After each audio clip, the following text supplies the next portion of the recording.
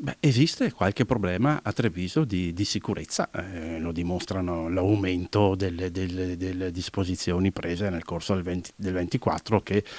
aumentano il 50% rispetto al 23, i DASPO e i fogli di via, quindi c'è un problema di sicurezza che è anche percepito. Per l'ex consigliere Sbarra il problema esiste e non si può negare, per questo da tempo ha lanciato l'idea degli stati generali della sicurezza e del benessere, baby gang, disagio sociale, droga, Treviso troppe volte al centro della cronaca, una serata nel cuore della città per discuterne con il sindaco Mario Conte, accanto a loro lo psicologo Jacopo Lodde, obiettivo trovare possibili soluzioni per affrontare e prevenire la piaga. Esiste un caso Treviso? Treviso non è esente da questo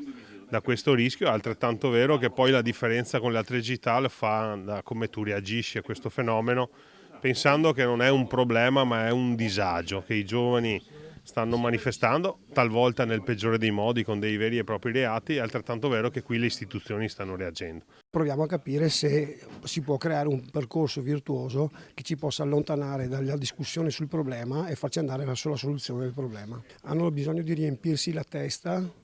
di qualcosa che possa dargli piacere e non possa fargli vivere solo situazioni di forte rabbia legato al mondo che vorrebbero avere e all'esame di realtà che poi fanno tutti i giorni.